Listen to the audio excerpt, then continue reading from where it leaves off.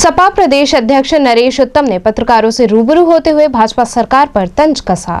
Samajwadi party के प्रदेश अध्यक्ष नरेश उत्तम ने प्रेस कॉन्फ्रेंस कर बीजेपी सरकार को जमकर कोसा। उन्होंने कहा कि बीजेपी सरकार ने महंगाई को बढ़ाया, 7 साल में धार्मिक नगरी की दुर्दशा हो गई है। वहीं प्रदेश में कोविड-19 के नाम पर सुनियोजित प्लान से बंदरबाट हुआ। उन्होंने कहा, जनता चाहती है कि समाजवादी पार्टी प्रदेश में आए। वहीं सुभाषपा के राष्ट्रीय अध्यक्ष ओम प्रकाश राजभर पर नरेश उत्तम ने कहा कि जो अखिलेश यादव को नेता मानेगा उसे समाजवादी पार्टी साथ लेगी। गरीबी की रेखा के तो ऊपर सब व्यक्ति हो गए, तो अगर गरीबी की रेखा के ऊपर सब व्यक्ति हो गए तो फिर गरीबी की रेखा का मतलब क्या है? इस तरीके के भ्रामक बातें मुख्यमंत्री के मुखार बिंदु से सदन में आ रही हैं, सदन के अंदर बोलते हैं।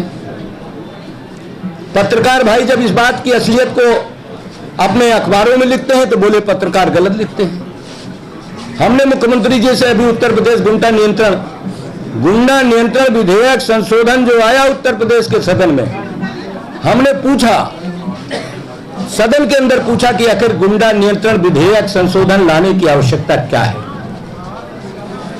तो सदन में विधान परिषद का समाजवादी पार्टी का बहुमत है। बहुमत के आधार पर पीठ ने निर्णय दिया कि इसको हम प्रवर समिति को भेज देंगे और प्रवर समिति की बैठक को मुख्यमंत्री ने अध्यक्षता किया। हम समाजवादी पार्टी के नेता माननीय अखिलेश यादव जी के निर्देश पर प्रवर समिति की बैठक में गए। हमने योगी जी से पूछा कि गुंडा नियंत्रण विधेयक संशोधन अब क्यों? बिहार में जो लूट हुई है, जो लूट हो रही है, वो देश के इतिहास में बहुत बड़ा कलंक है। आप स्वास्थ्य व्यवस्थाओं को देखिए, स्वास्थ्य व्यवस्थाएं पूरी तरीके से ध्वस्त, और योगी जी चुनाव प्रचार करने में मस्त। प्रदेश के अंदर कोरोना वैश्विक महामारी और योगी जी का चुनाव प्रचार चल रहा है। बंगाल जाएंगे, बिहार जाएंगे, झारखंड जाएंगे, छत्तीसगढ़ जाएंगे, राजस्थान जाएंगे, मध्य प्रदेश जाएंगे, दिल्ली जाएंगे। मुख्यमंत्री जी काम नहीं कर रहे हैं, केवल चुनाव का प्रचार। और जहां जहां मुख्यमंत्री योगी आदित्यनाथ जी गए वहां वहां मुंह की खा आए।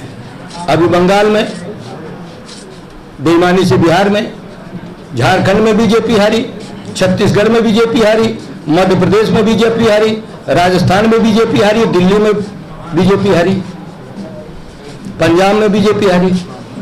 अब उत्तर प्रदेश के अंदर देश के प्रधानमंत्री से लेकर गृह मंत्री, उप मुख्यमंत्री को सर्टिफिकेट देने आ रहे हैं। सर्टिफिकेट देने आ रहे हैं कि उत्तर प्रदेश की सरकार ने कानून का राज ला दिया।